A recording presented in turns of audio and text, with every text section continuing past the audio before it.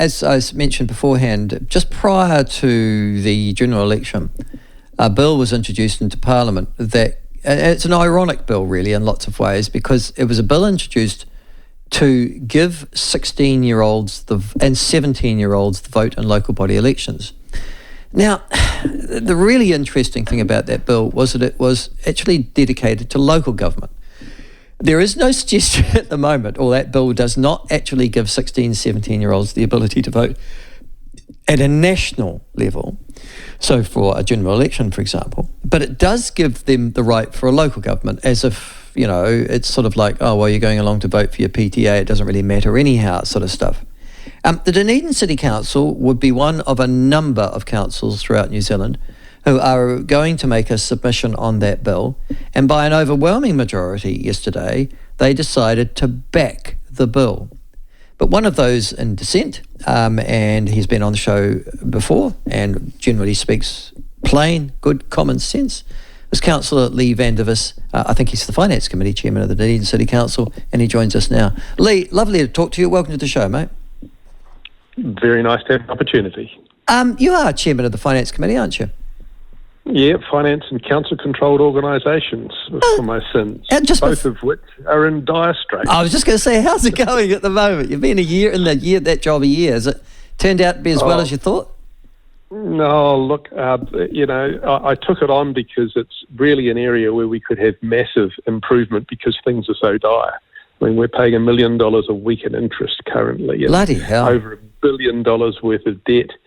This is the combined DCC and companies' debt, and the companies haven't given us a dividend for many years now. We're getting our first one this year. It's all pretty difficult. Yeah, well, are you any worse than other councils in New Zealand, or are you representative, do you think? In terms of debt, we're right up at the top there. We're not quite as bad as Auckland, but just about as bad. But the real issue in Dunedin is that Dunedin people have the lowest disposable income of any city in New Zealand, so the ability to pay is that much lower. And having that much lower ability to pay means that the kind of debt levels that people say, other cities are just as bad. Well, no, we've got a worse problem, and that is that we have a population that simply can't afford to pay.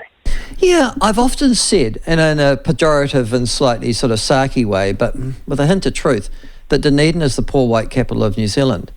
Why are people in Dunedin so comparatively poor? You've got a university sitting on your doorstep.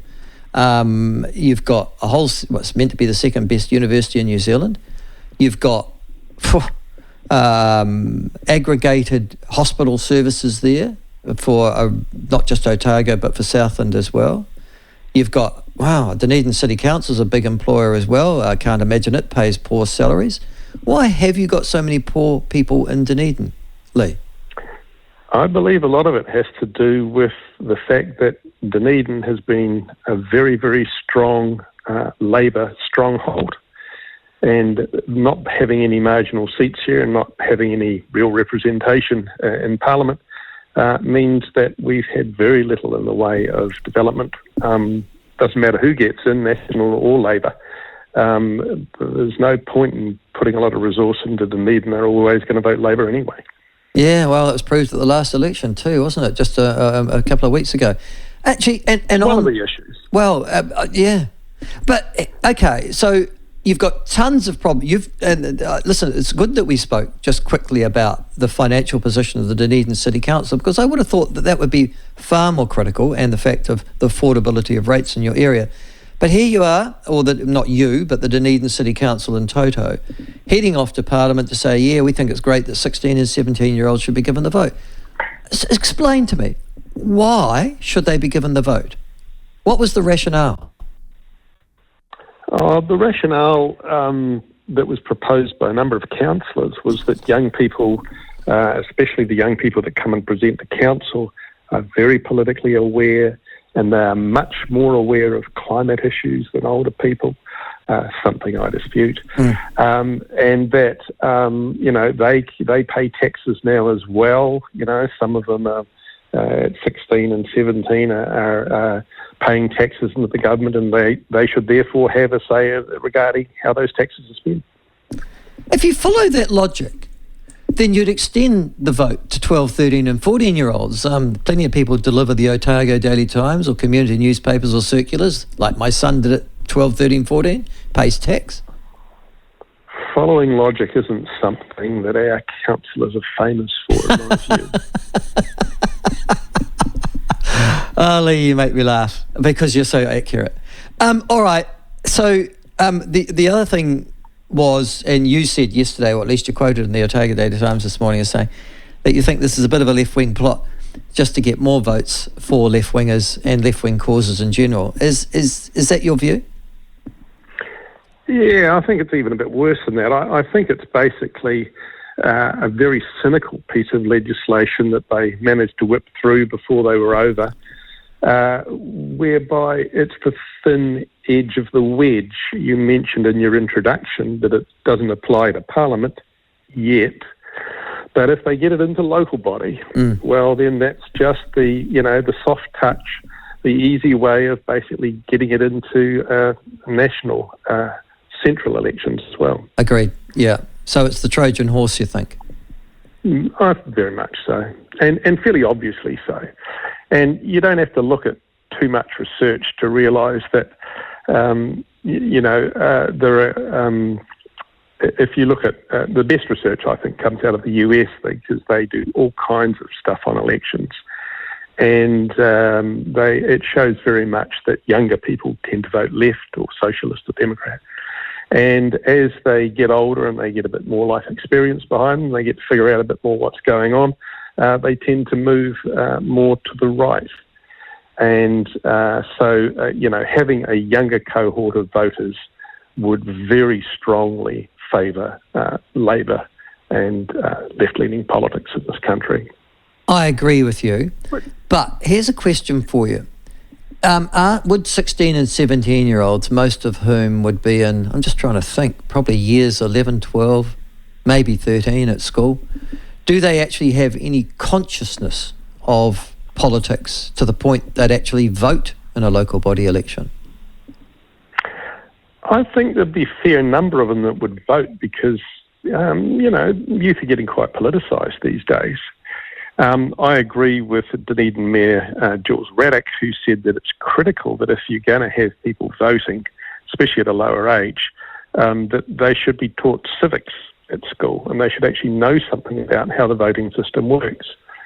And I am always appalled by how little people actually know about their candidates, about what a council even does. You walk into a shop and you think you've been in the newspaper, quite a few times over a decade or two. People have no idea who you are, what council does, and mostly not that interested until it comes around to having to pay rates. Then they tend to get a bit interested. Most of your 16 and 17-year-olds haven't got that kind of motivation. They're into their PlayStations and whatever.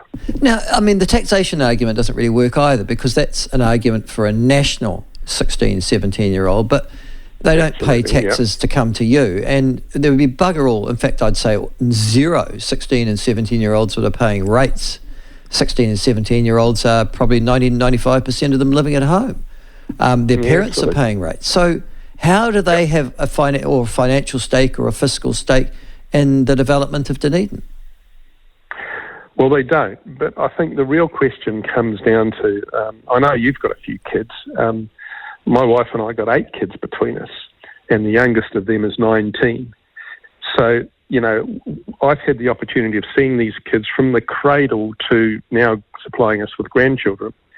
And I've seen how, in a fairly political household, how their political maturity has moved. And, I fully expect our young teenagers to be socialist and to be collectivist and all the other kind of ideals that are floating around. And I'd be disappointed in a way if they weren't, having that sort of social conscience. But the realities of the fact that you can't really do much in government if you don't have any money to do it. And the climate change issue, I think, is pivotal in that area. As you get older, you get to understand a bit more about what's going on. You see a few results of what happens in elections when people vote inappropriately or blindly, and you get a bit more canny. You get to be a bit more like Winston Peters, if I dare say so.